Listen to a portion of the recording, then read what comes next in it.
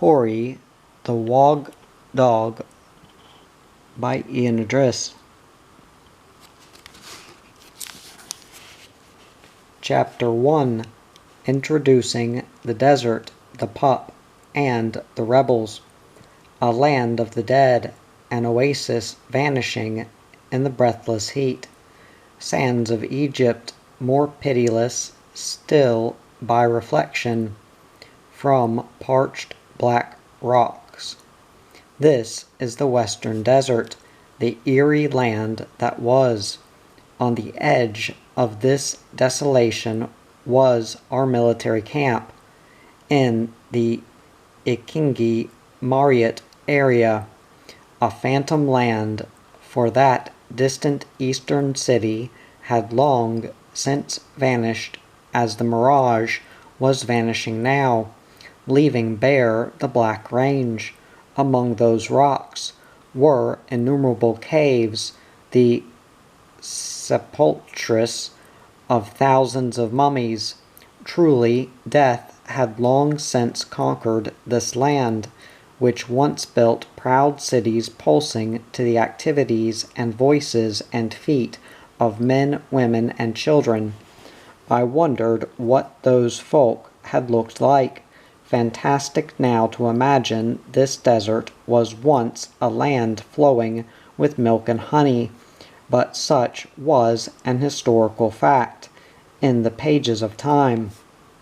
Nothing surely could ever now live in this desolation.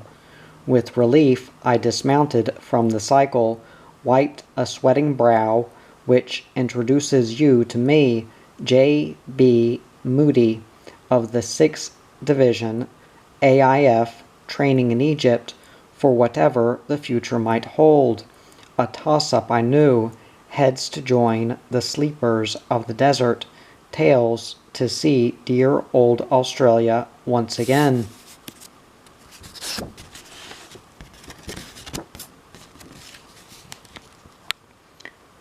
Somewhere in the distance behind, Don, my mate, was clinging to his motorcycle, bumping over rock to squish into patches of shifty sand.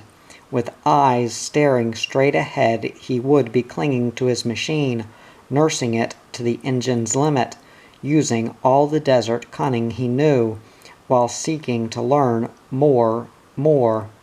We were playing a game of approaching war. The knowledge gained was destined to save our lives when the armies of death came sweeping over the land. I penciled a compass course on a slip of paper and buried it under a tiny clump of stones. I mounted again and rode away on that course, never deviating. Don's job was to follow me and locate that heap of rock, then follow on in the compass course. A difficult job to find the hidden course, then ride straight as an arrow across broken desert, locate the course again, then speed miles farther in a different direction, as indicated by the hidden instructions. When commencing our game, Don would allow me a start of 15 minutes from the Wog's bakehouse, a rough shed where the bread and sand were baked for the troops by Arabs under the supervision of Tommy soldiers. Don would then follow on, catch me if he could. If not, he would locate me at the end of the final stage. This morning I was now on the last stage. I chugged along to the end and dismounted, propping the cycle up. I sat in the ridiculous shade it offered and dreamily lit a cigarette, awaiting Don. Don Gill, with his steady brown eyes and quiet smile, dark hair brushed any old way, slight of physique but wiry as whipcord. Don, who would stand by a mate to the last. We were attached to the signal platoon as dispatch riders. Hearing the sound of the approaching cycle, my attention was attracted by a whitish object. In surprise I saw it, a small pup racing from rock to rock, a grim earnestness in his obliviously tiring movements. He poked his small nose under rock after rock, striving with might and main to lever up the impossible weight, only to dash away to another rock. As he panted past, I fancied his eyes held the glare of despair, not even noticing my presence. His straining attention was directed to the lizards he was so futilely chasing. Poor little beggar, I thought, thin as a scarecrow. He's desperately hungry. What is it? Inquired Don as he dismounted. A funny little white pup. Looks as if he hasn't had a feed for days. A pup away out here. Where on earth could he have come from? Perhaps he's been abandoned by some Italian family who feared the bombing at Alexandria. He's just about knocked up. Yes. Do you reckon he's an Arab dog? I asked doubtfully. Could be anything from the look of him, replied Don. A foreigner for certain. Doesn't understand our language. Here, pup. Good dog. Here, boy, cajoled Don. He ignored us for a while. Then, as if for the first time, attracted by human voices, he stood and pantingly surveyed us, quaintly defiant and suspicious. What a comical little joker, laughed Don. He was funny. His coat was a dusty white emphasized by a sandy-colored stripe running along his back. On quaint, stubby legs he stood barely a foot high.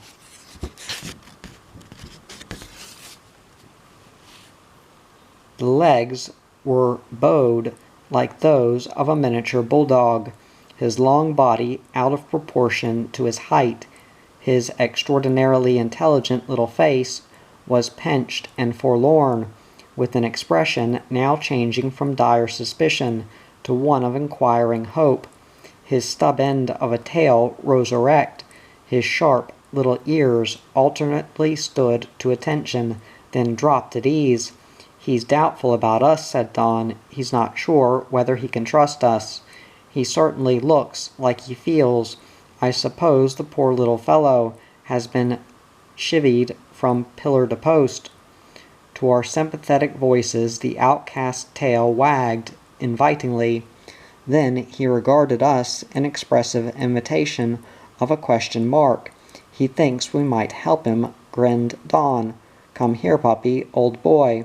The puppy answered with a knowing leer. He's not to be won with salt on his tail, smiled Don. We'll have to win his confidence somehow. We advanced towards him, cracking our fingers. He stood his ground. He's frowning, laughed Don. Won't give an inch of ground if he can help it. Then I developed a brain wave. Let's chase lizards with him, I suggested. I gave him a hand by removing a rock, under which a particularly fat lizard had evaded him. His little stub wagged furiously. He charged in to the kill, only to finish up with a mouthful of sand, while the lizard darted under another stone. The pup wheeled around with a yelp of frustration, gazed up with such an air of now wouldn't it, that I hadn't the heart to laugh at him. We turned over another stone, and as a lizard scuttled away, the pup was after it with an excited yap. Again and again his little stub tail waggled. Thanks for helping him. He chased lizard after lizard, but all escaped him. He gazed up with irresistible brown eyes, appealing for further assistance. Please take this seriously, he seemed to say. I'm very hungry. He would let us touch him now. I could feel his little ribs were only just covered by his silky, short-haired coat. He doesn't seem to have been doing well, I remarked. Poor little pup, sympathized Don, and patted his head. You're a little outcast and far from home. You've got no home at all now. We gained his complete confidence. Wearily, he rested his chin on my arm and closed his eyes. "What are you going to do with him?" asked Don doubtfully, but I knew he knew what we would do. "You'll have to be jolly careful," cautioned Don. "Pets are frowned on, while the strict rule is that no pets are to be allowed to the troops when we march from camp." "How many rules have the rebels broken?" I asked. Don grinned. It was a problem to get him back to camp. Impossible to ride over this country one hand and hold the dog in the other, advised Don. "You'd better leave your machine and ride pillion." It was a rough trip back to camp, but the little dog appeared quite contented. We got him to the outskirts of the camp, hit him, then doubled back for my cycle.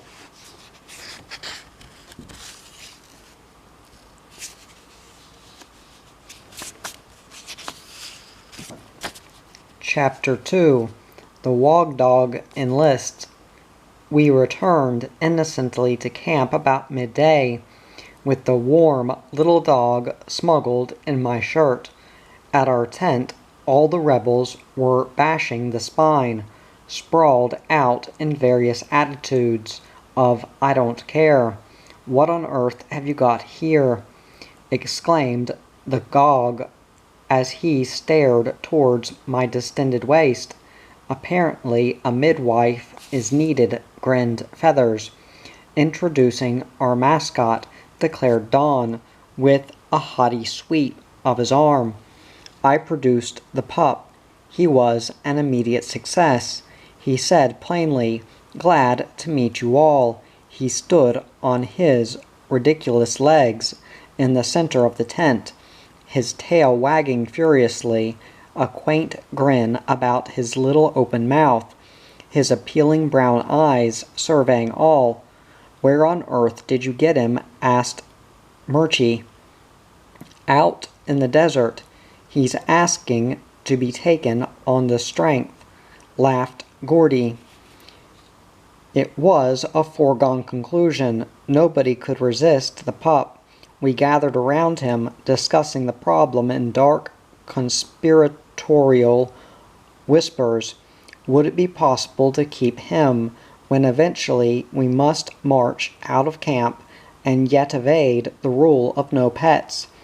Our own officer was a very decent sort, but he might not care to connive at the breaking of a strict rule. We felt confident of our sergeant, however, old Papa the Sarge. He was human as well as a soldier. "It will all work itself out," said Fitz hopefully. "We'll solve each setback just as it comes along." Enthusiastically, we agreed to adopt the pup as our battalion mascot, to care for him with might and main and crafty subterfuge, and, if necessary, defy the powers that be. "The first job is to feed him," declared Feathers. "He needs it." "We'll each smuggle across a little from the cook-house," suggested Gordy, "when the bugle blows. The next thing now is a name." This was a poser. He looked so comical we could think of nothing at the moment to fit him. "Call him Longfeller," suggested Feathers. The name fitted the pup, with his quaint long body on his little stumpy legs, but somehow his intelligent little face suggested something better. Just then our officer, Big Jim, stepped into the tent. He stared down at the funny little thing gazing up at him, with a wag of tail stump. "What on earth is it?" he exclaimed. "We found him out in the desert, sir," explained Don.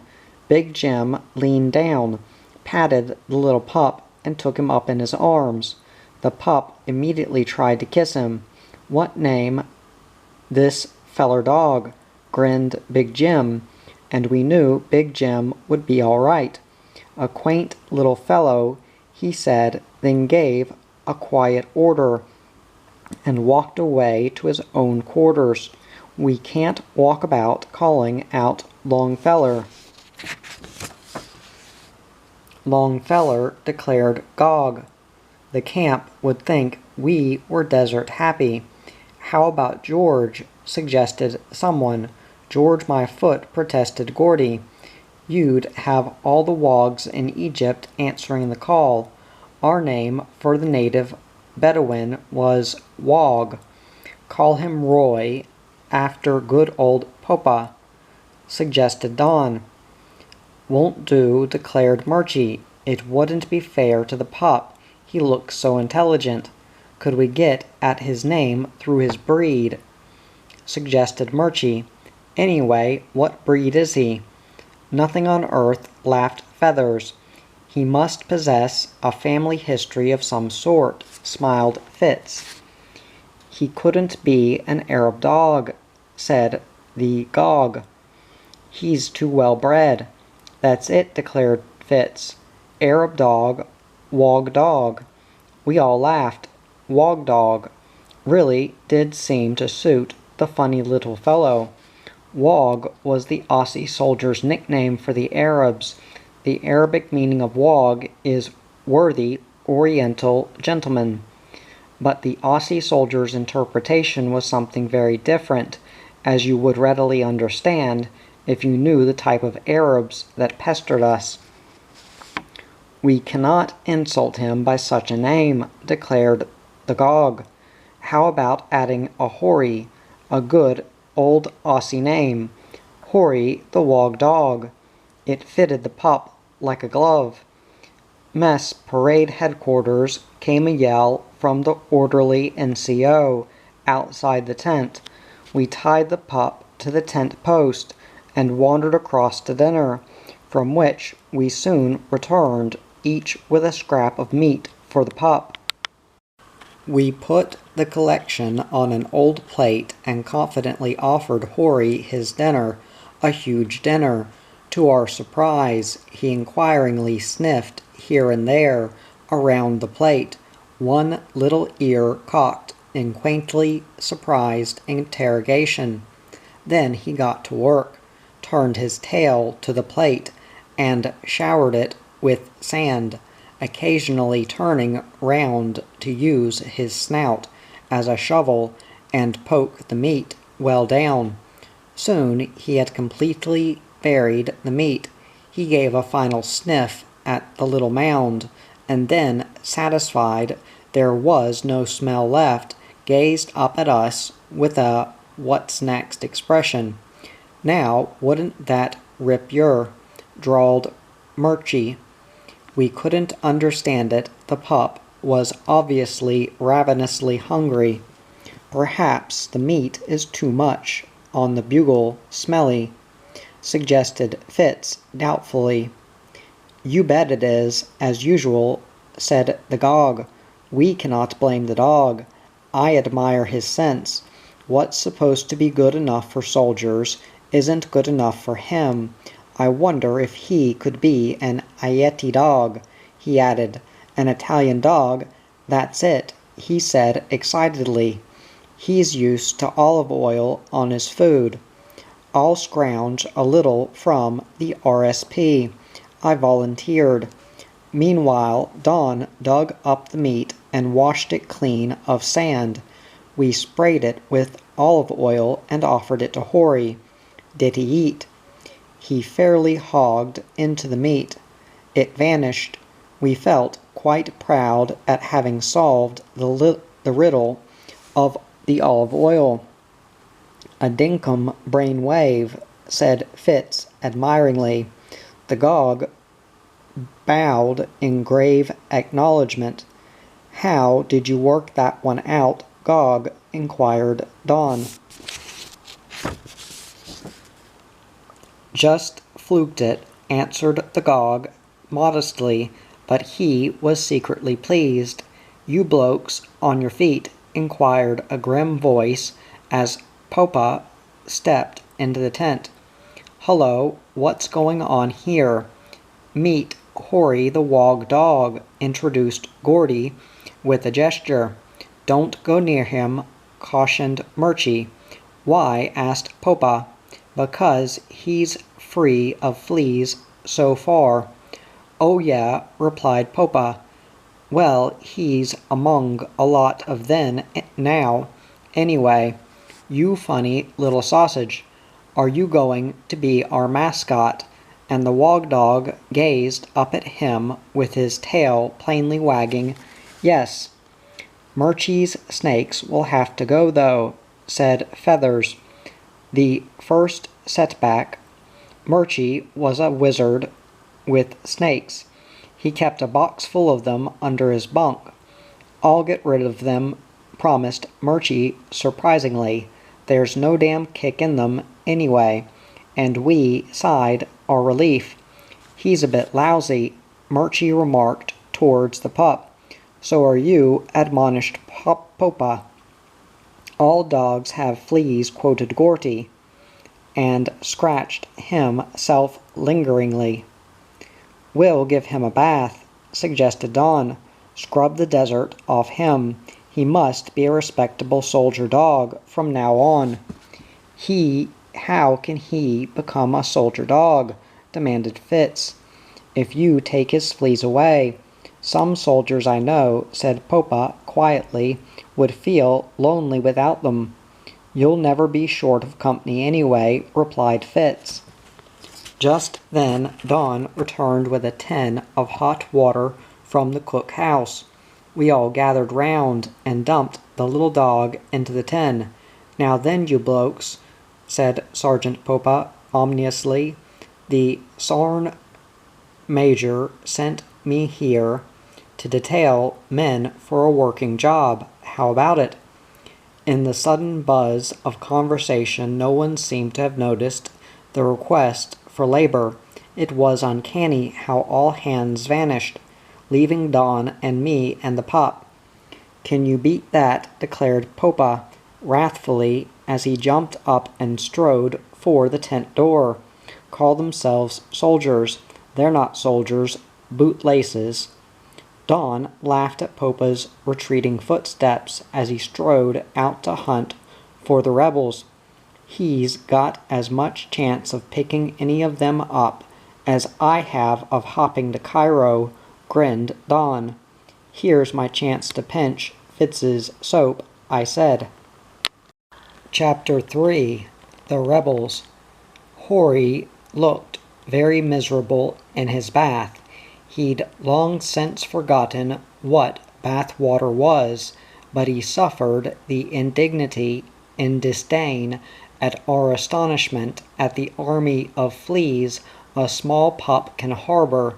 We dried him on Fitz's towel, which pleased him more than it would Fitz. Happy as Larry, he scampered in and out of the tent, and up and down upon the bunks, making himself at home. He'll stay, declared Don. He's joined up with the 2nd AIF for the duration, I replied, and felt really pleased. Better not make too sure, warned Don, and I knew he was thinking of the day when we must get our marching orders. In time for the sundown meal, the absconding rebels came innocently strolling back to camp. It gives a soldier a glow to dodge a fatigue. Horrie the Wog Dog enjoyed his evening meal, then waddled thoughtfully to my bunk, his bingy almost touching the ground. He let himself flop to the sandy floor, then gazed at us with one ear cocked, saying plainly as words, "Thanks, boys, I've had a great day." Don and I scrounged a few boards and some straw from the quartermaster's store. We rigged Horrie's bunk comfortably in the middle of the tent, while the boys stripped off and sprawled at ease in their bunks, lazily smoking as they watched the show. The Wog Dog heaved himself up and waddled across to see what was doing. Sitting back comically, he watched proceedings with keen interest, his head cocked to listen as the lads passed some remarks. That pot-bellied, shrewd little desert rat knows every word we're saying, and the wog-dog glanced cunningly at the speaker. He knows the bunk is being built for him, declared Fitz.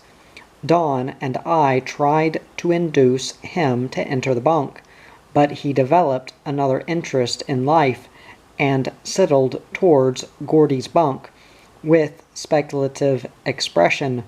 Gordy snatched down his socks as the pup sprang to grab them. With an excited yelp, he wheeled around and charged Fitz's bunk. But Fitz was just in time. Feathers was a second too slow, for, with a delighted yelp, the wog-dog ripped the socks from his hands and made straight out the tent door. At last we coaxed him into his bunk, from which his little head gazed at us, saying, "Very well, now you've got me in the box. What's the fun now?" He answered his own question by leaping out of the box and diving under Murchy's bunk. In an instant, pandemonium broke out. Frantic yelping of the wog-dog, showers of sand. "You're wretched snakes!" yelled Don, and dived under to rescue the wog-dog, while Feathers laughed delightedly. Feathers could see fun in the most serious situation. By the time Don dragged the excited pup away, inquisitive heads were poking in through the door of the tent. "Take your wretched snakes to the devil out of this," shouted Popa. "Go fry your face," snapped Murchy. "I'm going to try an experiment first, see if I can get any life out of them. Your beastly snakes will kill a man one of these days," roared Popa. "If ever you bring another pet snake into my sight, I'll dong it, and you too." "Go and bag your head," growled Murchy as he dragged the box from under the bed. Lifting the heavy stone from the lid, he gazed fondly down upon his pets, and a nasty lot of wrigglers they looked. "Get your experiment over," demanded Don, as he clung to the wog-dog. With a fanatical gleam in his eye, Murchy thoughtfully began preparing some apparatus consisting of several copper wires, a gadget or two, and a car battery. We watched while the struggling wog-dog barked himself nearly into hysterics.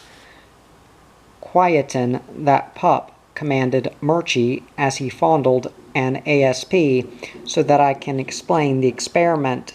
"It's this way," he went on, and slowly connected a terminal to the battery. Cleopatra died by clutching an ASP to her breast after learning that Mark Antony had been killed. Now Cleo had it, and plus no man was safe within 100 miles of her. I've often wondered what this fatal attraction of hers was, whether it had something material in it, something like magnetic waves, or personal electricity, or something like that. If I could find out what these come-hither waves were, then extract 'em from the air or corpses or something. If only I could bottle up this come-hither elixir, I'd make a fortune after the war. Pondering over this and trying to analyze Cleo's feelings, I've come to the conclusion that the secret lies in her vibrations at the time. She must have been all keyed up, so I wondered, how did she grasp the ASP? Did she fold it to her breast with gently trembling hand, or did she crush it to her like a centurion in a death grip? I'm going to find out. He picked up the other lead from the battery and stabbed an ASP with a charge of electricity. Murchie went sprawling. Rebels leapt up to bunks, and a frantic wog dog was chasing agitated snakes all across the floor. From outside the tent a scurry of sounds told of a lively stampede. When it was all over, Murchie proceeded to crawl under bunks, searching for snakes. Every now and then, from a tent outside, would come a yell, followed by sounds of evacuation. Sounds arose of an angry protest committee approaching the tent. Thus passed the wog dog's first night in camp. It was hopeless to try and hide him now. Well, you've met Horrie the wog dog, so I'll introduce you to ourselves. Officially, we were the signal platoon of the 2/1 M/G battalion, but to the camp we were the rebels. Always one, and usually two or three, were in trouble, though no fault of our own, whose for the mat today would generally be Feather's lazy salute to the dawn, and sure as fate some gloomy soul would have to toe the mat, or otherwise dodge retribution.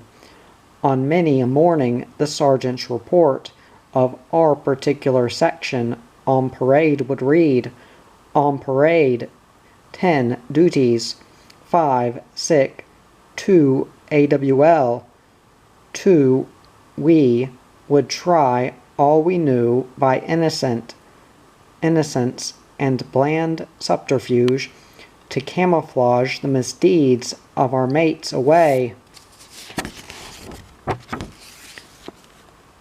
without leave, and often managed to lay a smoke screen between them and wrathful authority. You see, there was the fascinating lost city not so very far away to explore, a dead city of ancient times, while not so many miles away rose the eastern spires of a very attractive, very wicked live city, Alexandria. George Murchison was Murchie to us, a venturesome young Aussie with a ready grin. Mischief and he were cobbers. He was our signal officer's #1 problem child. His sandy hair was seldom brushed.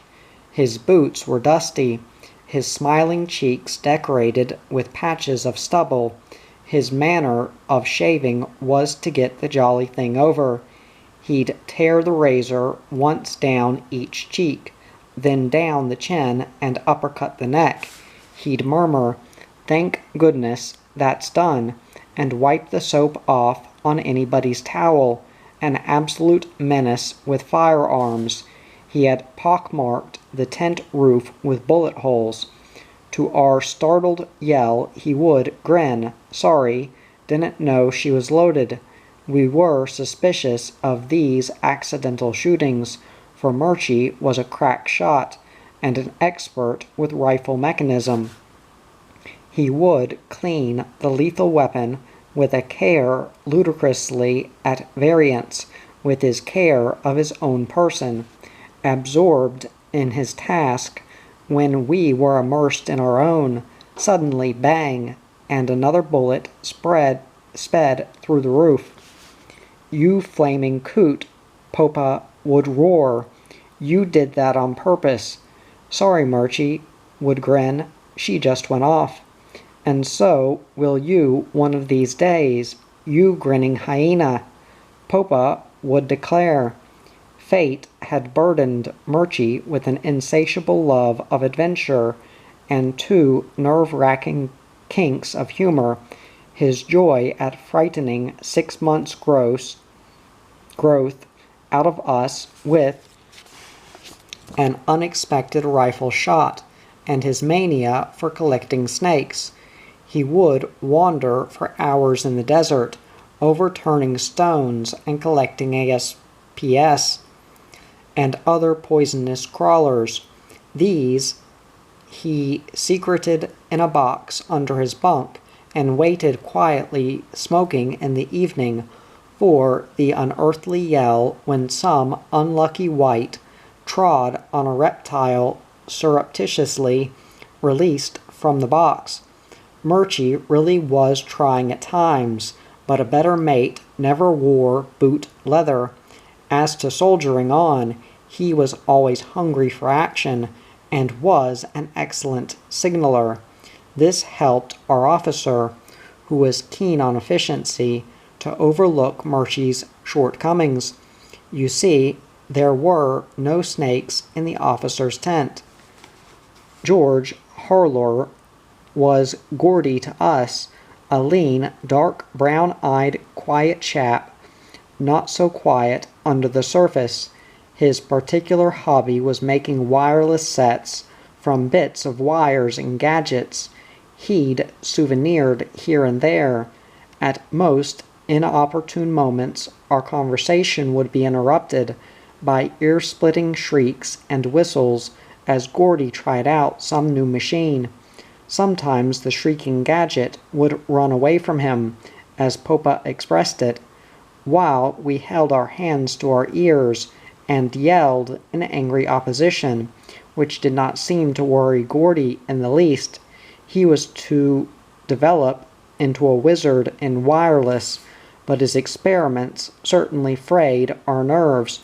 Very popular with the rebels, he'd be in on anything and could always be relied upon to think of a quick way out when we got into a scrape.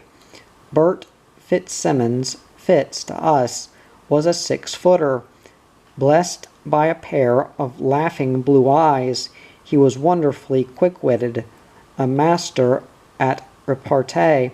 Whether resting in the tent or on the march, he could keep us alive with his sparkling wit. He and Gordy were nearly inseparable. Fitz loved a joke, and was a dinkum soldier too. His pastime, when nothing was doing, was the great national game, 2-up. In leisure hours, Fitz could generally be found at a 2-up game. When the officers declared a blitz against 2-up, Fitz quick wit countered by organizing marbles. The ring was drawn as close as possible to the officers' mess, and these gentlemen stared in puzzled amazement at their harum-scarum lads deeply immersed in the game of marbles. The marbles were a camouflage for pennies. Brian Featherstone was feathers to the rebels. The baby of the section, he was a tall lad with twinkling blue eyes, a mop of sandy hair, and a fresh, boyish complexion, the direct opposite to Murchie in general appearance. He was always smart in attire and on parade, an excellent signaller. He earned stripes, but his irrepressible spirits made the holding of them highly problematical. Delighting in a joke, he saw fun in everything, and was the bane of Popa's life. He was in his element when slyly teasing Popa. That grizzled old warrior darkly hinted at the dire happenings fate held in store for the Lorican. A lot of Popa's time and persuasive language were spent in getting that same Lorican out of innumerable scrapes. Bill Shagog was the Gog.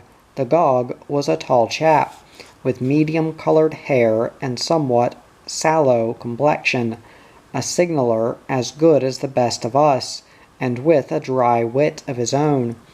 He was a hard doer, and one of the characters of the section. Among his other worthy attributes, the Gog was blessed with that priceless gift of smelling out beer. Should any of that delectable fluid be secreted within miles of the camp, a keen sportsman. He was also an artist with brush and pencil. He brightened us up with sketches of dusky and unclothed damsels. The Gog was also in on anything that was doing, and did not mind mixing it in a brawl when any of the section got into trouble. My particular cobber was Don Gill, my dispatch rider mate, a rather quiet chap with very dark hair and brown eyes. Don was destined with me to run the gauntlet in many a breathless ride in the grim days swiftly coming. A good soldier, though a bit of a wag. He would stick like glue and was very popular with the section. And now we come to Popa, grizzled old veteran Roy Brooker, the section's signal sergeant. We were very lucky. Popa was a real gem, even though a rough diamond. He had apparently been somewhat absent-minded when giving his age on enlistment. This was a so-called young man's war, but Popa must have seen at least 50 summers and winters go by. Mostly winters declared fits, judging by that weather-beaten countenance. It is a face that can withstand the ravages of time, Popa would reply, not like some faded roses I could name. Popa's moosey hair was not too plentiful, but service with the 1st AIF at Gallipoli and in the desert had not cured his appetite for adventure, nor slowed him up at all. He often set a pace that made us younger fellows sit up and take notice. A dinkomazi was Sergeant Popa, one of the best. Secretly, the rebel section was the pride of his life, though he'd never admit it. The old tyrant would roar threats of a certain court-martial at each of us time we were caught in another wild escapade. Still rumbling threats, he'd stride out of the tent en route to headquarters. And when he got there, he'd work every old soldier trick he knew to get us out of the trouble. Yes, Popa was the strict disciplinarian, with the heart of a lion, a kindly old lion. It took us a very long time to realize that he possessed that priceless knack of understanding and sympathizing with anyone's hidden human complexes, without the man concerned having the faintest idea. With this priceless instinct in his makeup, it is easy to understand that Popa was able to get the very best out of any man, and that best was given willingly. And now our officer, last maybe, but no one would have said he was the least, Lieutenant Jim Hewitt, Big Jim to us, a wonderful physical specimen of over 6 feet, with shoulders like a working bullock, and a capacity for work that would have made a draught horse appear like a sissy. A keen and efficient soldier. His sense of duty, we secretly guessed, sometimes clashed with his sense of the human. He would do anything for us, but he demanded and got the best from every man. With an officer like him and a sergeant like Popa, the Australian private is unbeatable by any troops in the world, no matter how harum-scarum irresponsible headaches those same privates may be when there isn't any war on. Big Jim was a great sportsman also, and particularly keen on anything he tackled, whether military matters, sport, or anything else. There were times indeed when we strained his patience, and it would have gone hard with us were not each man thoroughly efficient at his job. Even when we broke over the traces, though, we had his complete confidence, and in return would have backed him up to the last. This mutual weariness, but confidence was to stand the wog dog in good.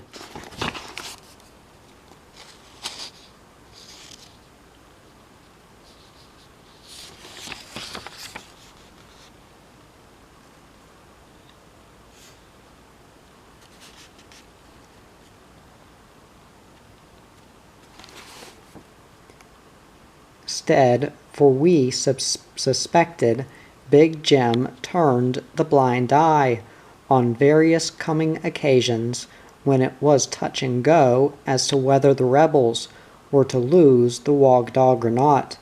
And so you know all of us of the rebels, and history tells you all about our battalion. Now to the adventures of Horrie the wog dog.